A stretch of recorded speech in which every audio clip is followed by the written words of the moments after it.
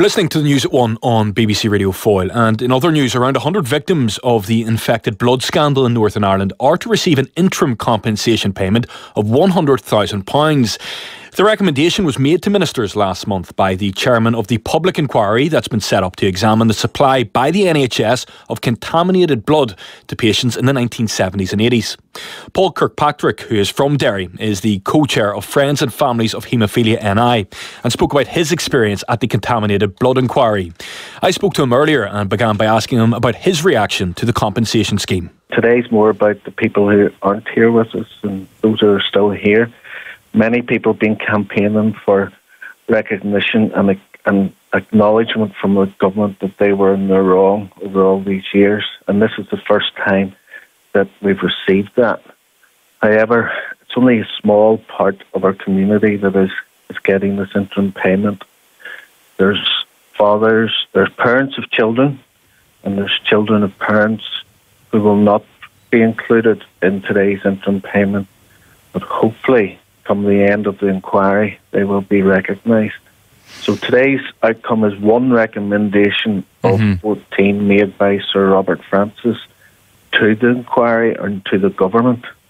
And it's taken a long time for the government just to come back on this one item of the 14 recommendations, and hopefully they will step up and implement the other 13. Talk to me about the toll this entire process has taken on you, because you know, it's all well and good you're being given £100,000, but I suppose it's hard to put into real terms the damage that is done here. Can you even put a price on that? Everyone has their own personal story to tell.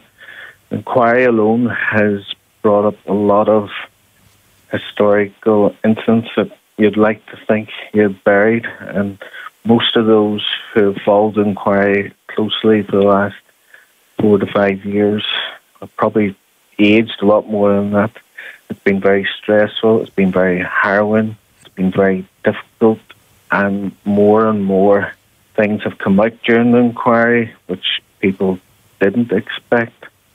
And so on top of the physical aspects that people are suffering from as effects of both hepatitis C and the treatment of hepatitis C and our blood transfusions, the emotional stress and strain that people have had to go through over the last number of years. And it's not over yet. This inquiry still has another number of months to run.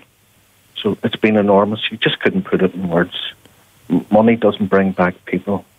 As you mentioned, this inquiry still has a way to run. You know, what would help bring you closure to this entire ordeal, or is that even possible? I don't think you ever get closure, but what we want to hear is full acknowledgement for the government, full apology from the government, and recognition of those that have died, and recognition of those who have been affected as much as infected. Because for every person that died, they probably touched numerous people who have been impacted enormously by watching their loved ones die or be sick. And themselves, it has a knock-on effect on their own health. So for me, closure will be full recognition of the facts and the recommendations that come out from the inquiry. The announcement last night from the Cabinet Office mentioned England, that the monies will be by the end of October, will be rolled out by the end of October. The Northern Ireland statement does not reflect the date, and we hope that it won't suffer the same fate as the cost of living supplements and be held up or frozen due to the lack of executive. So we are awaiting an answer from the local Department of Health on that. Paul Kirkpatrick, the co-chair of Friends and Families of Hemophilia NI, speaking to me earlier today. Well, in a statement, the Health Minister Robin Swann welcomed the confirmation of interim payments and said his department has been working with counterparts in Westminster to ensure that the payments will be made at pace.